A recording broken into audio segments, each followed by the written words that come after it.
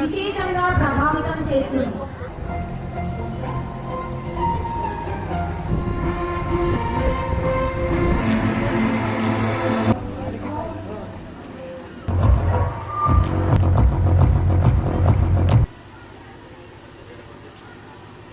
ఉన్న టాలెంట్ ని గుర్తించి గురుదక్షిణ అంటారు.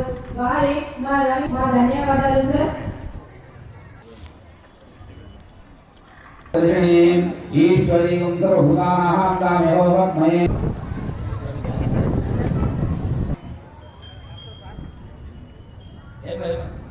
ఓం వరజ్యోతిస్తే మహాఓం దానాయ మహాఓం నరసింహాయ మహాఓం ప్రజరామాయ మహా.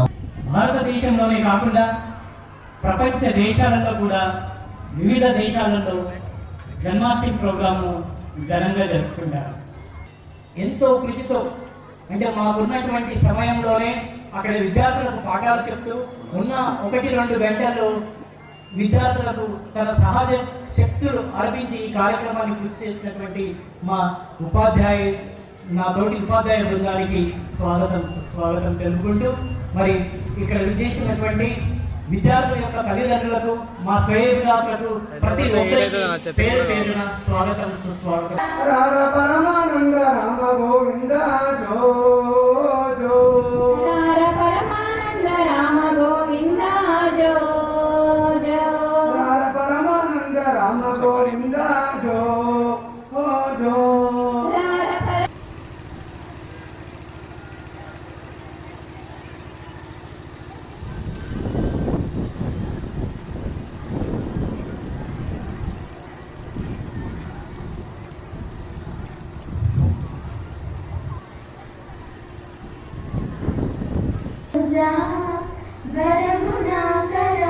కృష్ణ వైష్ణవాకృతే. కృష్ణ మాటలు చాలయ్యా అంటూ ప్రీ ప్రైమరీ కిడ్స్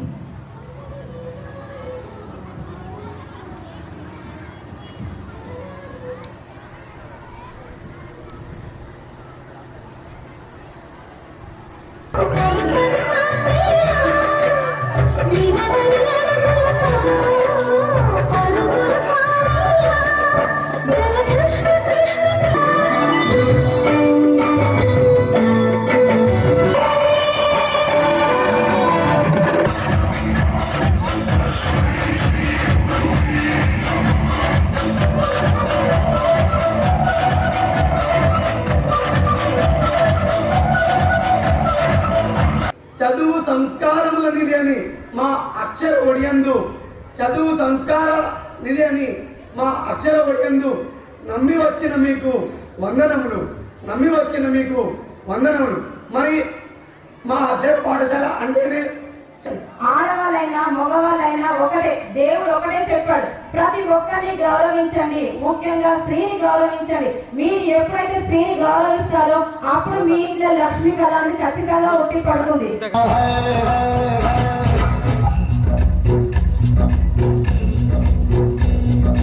प्यार में डूबी प्यार में खोई, प्यार की धुन में जागी न सोई, प्यार में डूबी प्यार में खोई, प्यार की धुन में जागी न सोई. दुनिया से है वो अनजानी, सब कहते हैं प्रेम दीवानी, किसना से मिलती है भूल के हर बंधन. ओ किसना की माला की जपती है वो जोगन.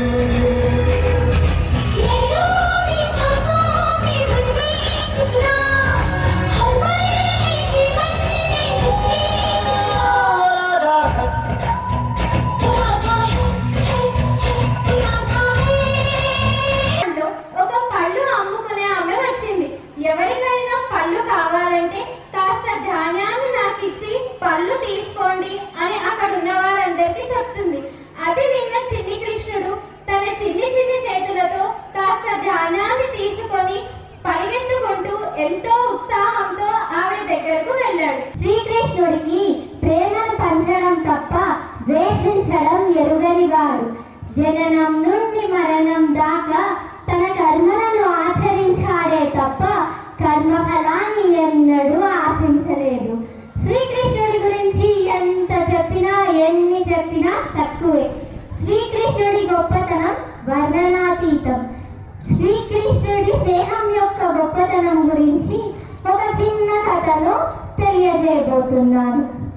శ్రీకృష్ణుడు మరియు కుచేలుడు సందీప మహర్షి దగ్గర విద్యాభ్యాసం చేసే రోజుల్లో నుంచి చాలా గొప్ప స్నేహితులు.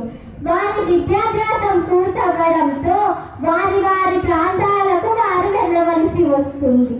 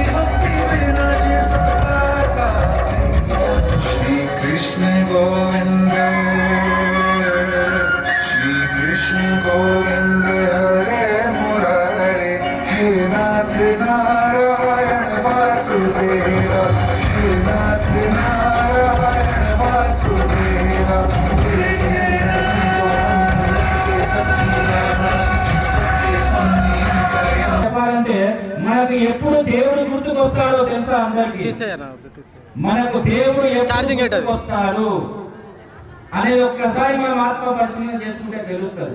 దానికి సంబంధించి ఒక చిన్న కథ చెప్పి నా ఉపన్యాసాన్ని ముగించే ప్రయత్నం చేస్తాను నేను. ఒక్కసారి ఊహించుకోండి, మనం 25 అంతస్తుల బిల్డింగ్ కడుతున్నాం అనుకోండి. మనం 25 అంతస్తుల బిల్డింగ్ కడుతున్నాం అనుకోండి. ఆ 25 అంతస్తుల పైన ఆ బిల్డింగ్ కి సంబంధించినటువంటి సూపర్వైజర్ ఉన్నాడు అనుకోండి, కింద కార్మికుడు పనిచేస్తున్నాడు అనుకోండి. ఆ సూపర్వైజర్ పైన నిలబడి చాలా సార్లు అరుస్తున్నాడు, కానీ ఆ కార్మికుడికి వినబడడం లేదు. ఆ కార్మికుడు తలెత్తి పైకి కూడా చూడడం లేదు. సో ఎలాగైనా ఆ కార్మికుడిని తల పైకెత్తి చేయాలనే ఉద్దేశంతో ఆ సూపర్వైజర్ ఏం చేస్తాడంటే తన జేబులో నుంచి 10 రూపాయల నోటు తీసుకొని పైనుంచి విసరడం జరుగుతుంది. అది కాస్త వచ్చి ఆ కార్మికుడికి కాలు దగ్గర పడడం ద్వారా ఆ డబ్బులు తీసుకొని తన జేబులో పెట్టుకుంటాడు, కానీ తలెత్తి మాత్రం పైకి చూడడు. మరొకసారి అందరికీ ధన్యవాదాలు తెలుస్తూ ఇక్కడ విచ్చేసినటువంటి సభ్యులందరికీ కూడా మరొకసారి శ్రీకృష్ణాష్టమి శుభాకాంక్షలు. విద్యార్థులారా మరొకసారి బోలో శ్రీకృష్ణ భగవాన్ కి, బోలో శ్రీకృష్ణ భగవాన్ కి. ధన్యవాదాలు. మా పాఠశాల ప్రధాన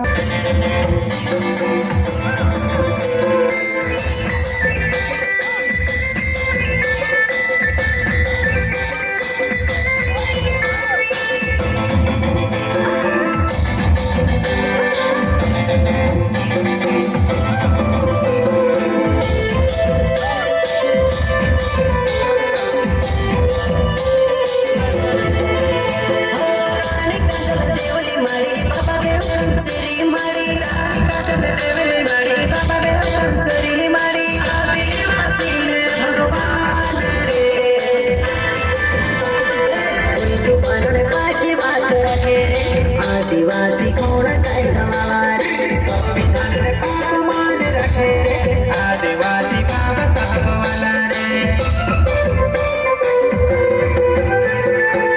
భగవద్గీత వల్ల తల్లిదండ్రులు మనకు జన్మనిస్తారు. ఆ జన్మ వల్ల గురువు మనకు జ్ఞాన భక్తి వైరాగ్యాన్ని ఆ యొక్క గురువులు మనకు అది అందిస్తారు. ఆ తర్వాత మనం ఎంత ఎత్తుకు వెళ్ళినా కూడా గురువు కానీ తల్లిదండ్రులు కానీ భగవంతుడు కానీ మన నుంచి ఏమి ఆశించారు. వారు ఆశించేది ఏంటంటే మంచి ప్రవర్తన కలిగినటువంటి శిష్యుడు కావాలి గురువుకు. గురువు చెప్పుకుంటారు ఈరోజు ఎన్నో అన్యాయమైనటువంటి సంపాదన చేసి ఎన్నో కర్మాగారాలు నిర్మించవచ్చు, కొన్ని వేల మందికి ఉద్యోగాలు ఇవ్వచ్చు. కానీ గురువులు సంతోషపడాలంటే సన్మార్గము, వారు చెప్పినటువంటి వినయము, వివేక, విద్య ఏ విధంగా వారికి ఉపయోగపడుతుందంటే గురువు ముందు వేరే వ్యక్తి వచ్చి మీ శిష్యుడంట అక్షర కాసేపు చదువుకొని ఈ రోజు ఈ ఉన్నత స్థితికి వచ్చిందంటే గురువుకు మహా ఆనందం అవుతుంది అన్నమాట. మాతృదేవో భవ. విద్యార్థులు వింటున్నారు కదా, అమ్మ మొదటి దైవం. పితృదేవో భవ, నాన్న రెండవ దైవం, ఆచార్య దేవోభవ అంటే గురువు మూడవ దైవం, దేవుడు లాంటి వాళ్ళు. అతిథి దేవోభవ, అభ్యాగత దేవోభవ అన్నారు మన పెద్దలు. మనం చేతి వేళ్ళని చూసుకున్నప్పుడు ఇట్లా చూపిస్తున్నప్పుడు దృష్టిని బట్టి సృష్టి ఉంటుంది. ఇట్లా చేయి చూసినప్పుడు కొందరికి ఏదో పార్టీ గుర్తుకు రావచ్చు, మరికొందరికి అభయస్థంగా గుర్తుకు రావచ్చు, ఇంకొందరికి ఆగండి అన్నట్లు గుర్తుకు రావచ్చు. అంటే మనం చూసే దృష్టిని బట్టి ఆ విధంగా ఉంటుంది.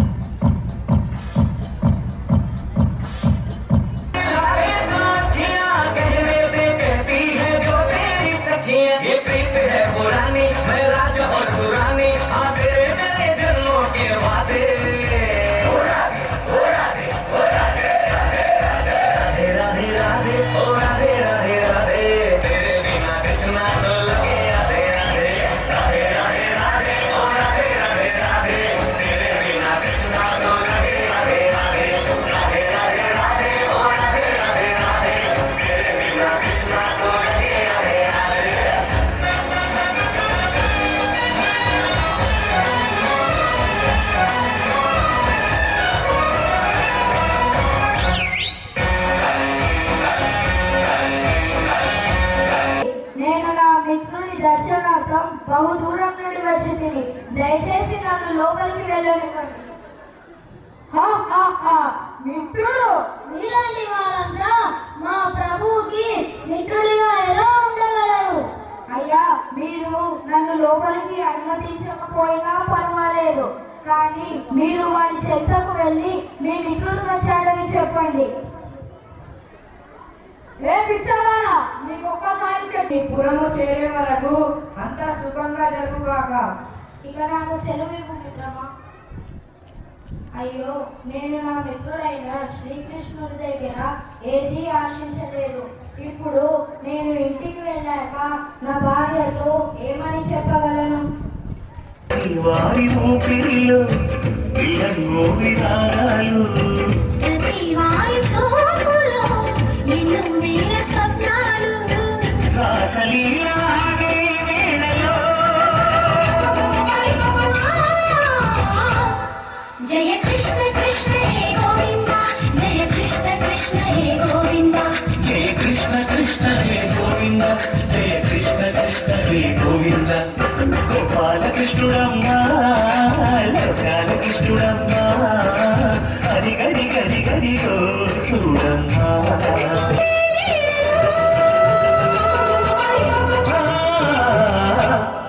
జయ కృష్ణ కృష్ణ హే గోవింద, జయ కృష్ణ కృష్ణ హే గోవింద. బాలకృష్ణుడమ్మా, బాలకృష్ణుడమ్మా, హరి గడి గడి గడిగో చూడమ్మా. మన హరి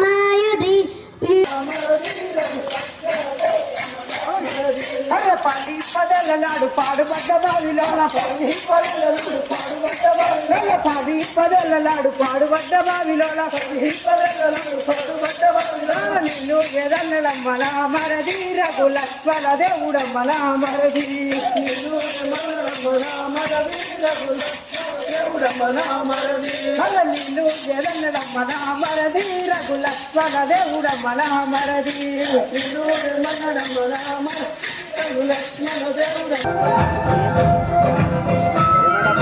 रात सुहानी मस्त चांदनी मौसम ये अलबेला